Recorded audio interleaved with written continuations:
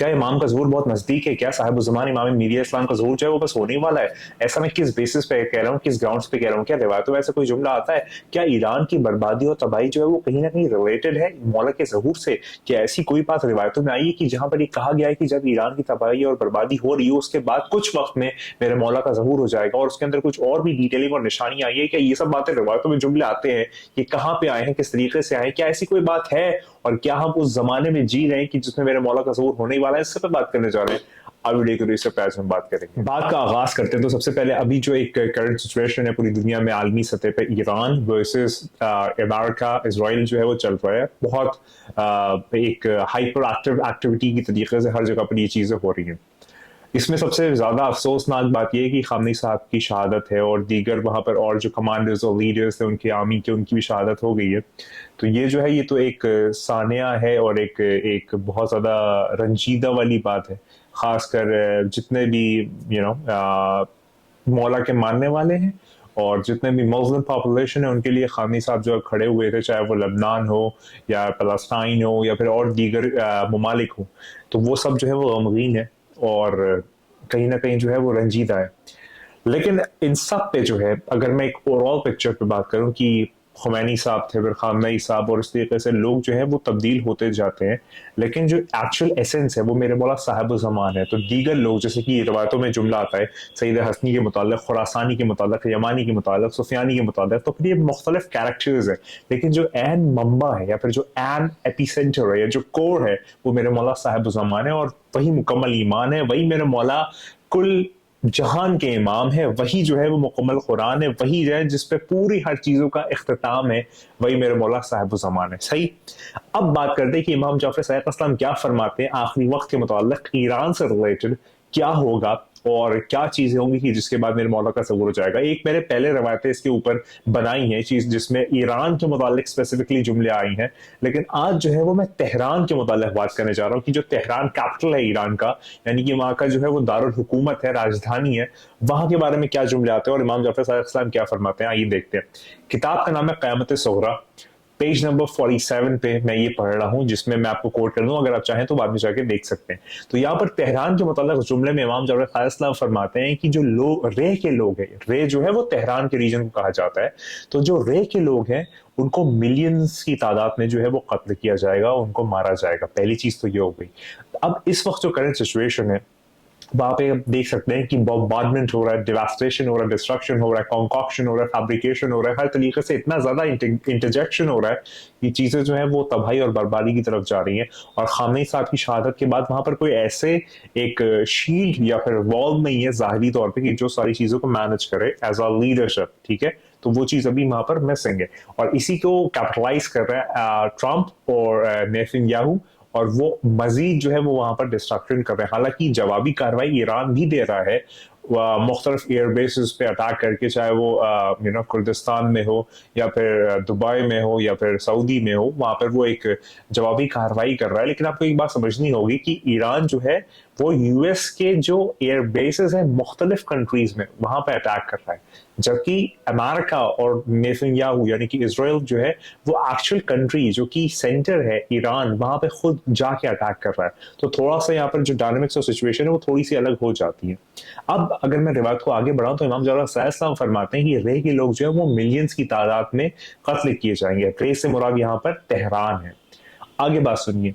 इस वक्त जो है वो इल्म का मरकज कौम बन चुका होगा, यानी कि जो कौम है वो इल्म का मरकज बन चुका होगा। और आप देख सकते हैं कि क्या इस जमाने में जिसको भी तालीम हासिल करनी होती है, दीनी तालीम मैं स्पेसिफिकली बात करूं, यानी कि रिलीजियस इंफॉर्मेशन और एजुकेशन अगर उसको हासिल करनी है तो फिर वो कौम की जानिब जो है वो रास्ता करता है और वहां पर जाके जो है वो सारी चीजें सीखता है। यहाँ पर मौला फरमाते हैं कि जब रे के लोग जो है वो मिलियंस में मारे जाएंगे, बहुत ज्यादा तादाद में जो है उनको मारा जाएगा तेहरान में, और उस वक्त जब ये हो रहा होगा तो कुम जो है वो सेंटर होगा इल्म का, दीन का मरकज जो है वो कुम होगा।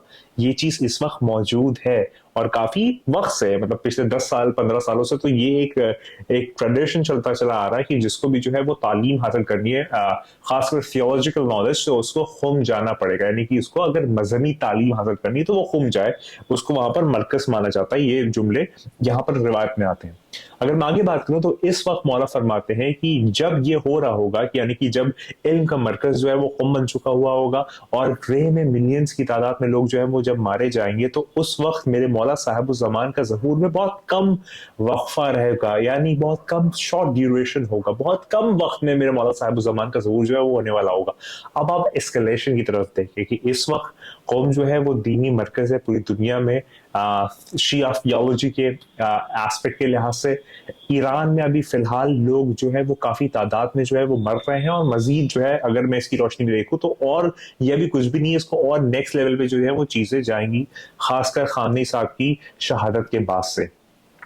और इस वक्त मेरे मौला से फरमाते हैं कि इस वक्त जो है वो फिर मौला के ज़हूर में जो है वो बहुत कम वक्फा या बहुत शॉर्ट ड्यूरेशन जो है वो बाकी रहेगी, और फिर मेरे मौला को जो है वो ज़हूर हो जाएगा। तो अगर आप current situation, current geopolitical situation देखें तो फिर इस तरीके से आप समझे कि ईरान वर्सेस सारे ममालिक, सारे में सब नहीं ले रहा लेकिन मेजॉरिटी ऑफ ममालिक जो है वो ईरान के खिलाफ अभी आए हुए हैं। यहाँ तक कि चाइना और रशिया जो है उसने भी पार्टिसिपेशन नहीं किया, और ईरान जो है वो अकेला लड़ रहा है। हालांकि कोरिया से कुछ मैसेजेस आए हैं, लेकिन वो एक्शन में भी कुछ ऐसे बनते हुए नहीं दिखे। तो कहीं ना कहीं अगर मैं बात करूं तो फिर कोई हतमी तौर पे ये कह नहीं सकता कि मेरे मौला का ज़हूर कब होगा, लेकिन बस होने ही वाला है, जल्द से जल्द होने ही वाला है। अच्छा, मैं किस बिना पे कह रहा हूँ वो भी सुनिए। दुआ अहद का जुमला कि मासूम फरमाते हैं कि हम ज़हूर को नजदीक देखते हो और तुम ज़हूर को दूर देखते हो। तो जो भी मौला का मानने वाला है, चाहने वाला है, आशिकीन है, नासरीन है, मुहिब्बीन है, मुंतज़रीन है, मोमिनीन है, वो सारे लोग जो हैं वो ज़हूर को अगले लम्हे देखते हैं। और जो गैर लोग हैं या फिर जिनको जो है वो तलब नहीं है, जिनको जो है वो प्यास नहीं, जिनको जो है वो इच्छा नहीं है, जिनको जो है वो डिजायर नहीं है मेरे मौला के लिए, तो फिर वो जो है वो कहते हैं हमारी जिंदगी में कहाँ होगा, अभी तो बहुत वक्त है, अभी तो कुछ भी नहीं हो रहा, जिंदगी गुजर चुकी है, हम लोग आए मर के चले गए, मौला का ज़हूर नहीं हुआ है, हम भी चले जाएंगे। ये जो है वो कुफरिया बातें हैं, ये है मायूसी की बातें, ये वो बातें हैं कि जो खुदा पसंद नहीं करता, मासूम पसंद नहीं करती। क्योंकि मासूम का जुमला ये है कि हम ज़हूर को नजदीक देखते हैं और तुम ज़हूर को दूर देखते हो। तो जो मासूम का मानने वाला है, मासूम का पैरोकार है, मासूम का फॉलोअर है, 14 मासूमीन का मानने वाला है, वो ज़हूर को बस अगले लम्हे देखता है। और चे जाए के या फिर अगरचे जो और लोग हैं उनके मामलात ही और है। तो यहाँ पर तेहरान के मुतालिक ये जुमले आते हैं।